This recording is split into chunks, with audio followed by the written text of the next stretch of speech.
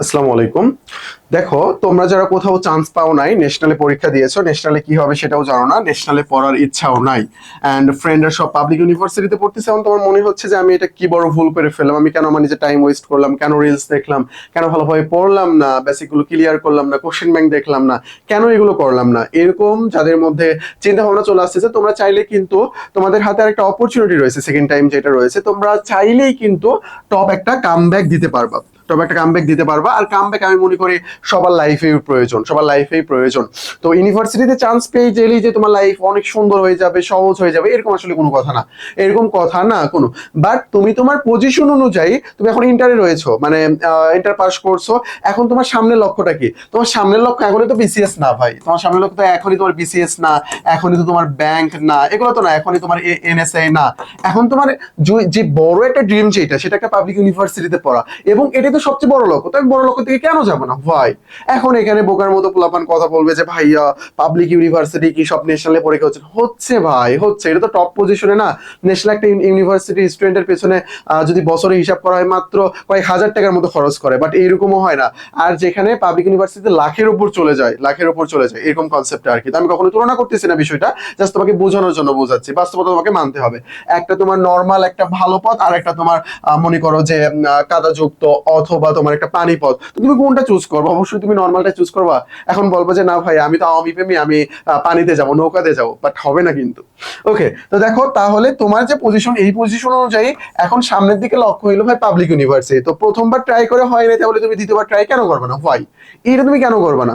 তো যারা চিন্তা ভাবনা করছো যে সেকেন্ড টাইম আমি দিব, আমার প্রিপারেশন যে ঘাটতিগুলো ছিল এগুলো আমি ফিল আপ করে দেবো, তোমাদেরকে আমি সাধুবাদ জানাই, এটা অবশ্যই অবশ্যই করা উচিত। তো আমি অ্যাকচুয়ালি একটু কথা বলতে চাই যে সেকেন্ড টাইম প্রিপারেশন নেক্সটে তুমি কি নিবা।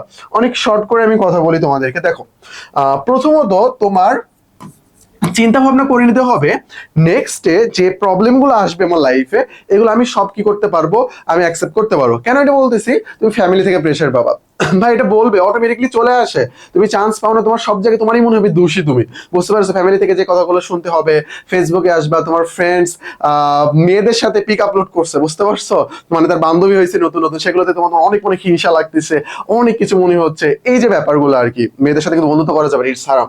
ওকে, তো যাই হোক, এই যে বিষয়গুলো যখন তোমার চোখের সামনে গুলো আসবে, তোমার প্রচুর খারাপ লাগবে। তো খারাপ লাগতেছে, চান্স পাও না, নিজে পড়ো না, ফেসবুক তুমি ডিলিট করে দাও, মানে ডিলিট করে দাও। চান্স পাইলে আবার নতুন বন্ধু হবে, আগের বন্ধুগুলোকে পাবা, তারাও রেসপেক্ট করবে, বুঝতে পারছো? তো এই হইল আর কাহিনী। তো আবেগী হয়ে ডিলিট করে দিও না, মানে অফ করে রাখলেই হবে আর কি। যাই হোক, তো এই হইলো ব্যাপার, যে তোমার সামনে যে প্রবলেম গুলো আসতেছে ভাই, এইগুলোকে তোমাকে গ্র্যাব করতে হবে। মানে ঠিক আছে, ওকে, আসতেছো তো ঠিক আছে, এরকম। এন্ড পড়তে যেও তোমার মনে হবে পারবো না, আবারও ঝামেলা হইতে পারে, এই যে অনেক কিছু মনে হইতে পারে। যাই হোক, তোমার এখন কাজ করা কি উচিত? প্রথমে তোমার যে বিষয়টা করতে হবে, এটা হইলো যে টপিকসই পড়বা, এটা বেসিক সহকারে পড়তে হবে, এটা বেসিক সহকারে পড়তে হবে, বেসিক সহকারে পড়তে হবে।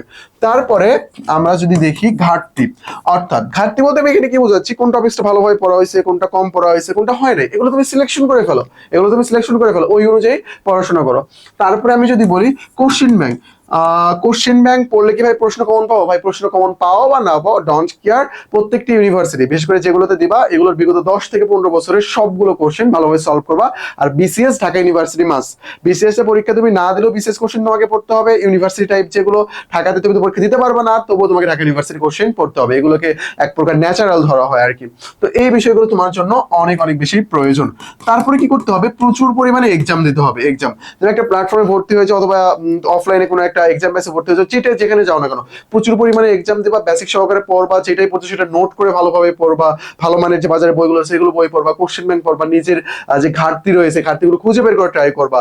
আর প্রচুর পরিমাণে পরীক্ষা দেওয়ার মাধ্যমে তুমি তোমার ঘাটতিগুলো খুঁজে বের করতে পারবা। আর তুমি যদি তোমার নিজের প্রবলেমগুলো খুঁজে বের করতে না পারো, তাহলে কিন্তু সলভ করতে পারবে না, তাহলে কিন্তু সলভ করতে পারবে না। তো আমি যে বিষয়গুলো বললাম, এগুলো তুমি যদি মেনটেন করে চলো, তাহলে তুমি ইজিলি বিষয়গুলো ক্র্যাপ করতে পারবা, ইজিলি করতে পারবা। আর আমি মনে করি প্রত্যেকটা স্টুডেন্ট যারা সেকেন্ড টাইমার হয়ে গেছো অলরেডি, প্রত্যেকটা স্টুডেন্টের অবশ্যই অবশ্যই সেকেন্ড টাইম দিয়ে আবারও নিজেকে জাজ করা উচিত, যে আমি কেন পারবো না ভাই, আমাকে পারতেই হবে, এরকম একটা ডিসিশন নিয়ে পরীক্ষা দিতে বসে যাও, ইনশাল্লাহ ভালো কিছু করবা। আর দেখো ভাই, প্রথমের দিকে তোমাকে 16 ঘন্টা পড়তে হচ্ছে না ভাই। ইউনিভার্সিটি যারা চান্স পাইছে তাদেরকে জিজ্ঞাসা করো, বলবে আরে ধর আমি তো পড়াশোনাই করি না তেমন একটা, অল্প কিছুক্ষণ ধরে পড়তাম।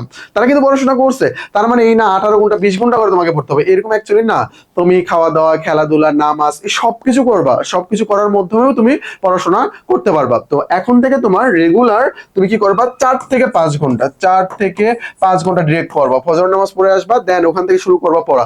ভাই তুমি যখন একদিনে 5 ঘন্টা পড়বা না, পরের দিন তোমার পড়া 7 ঘন্টায় হয়ে যাবে।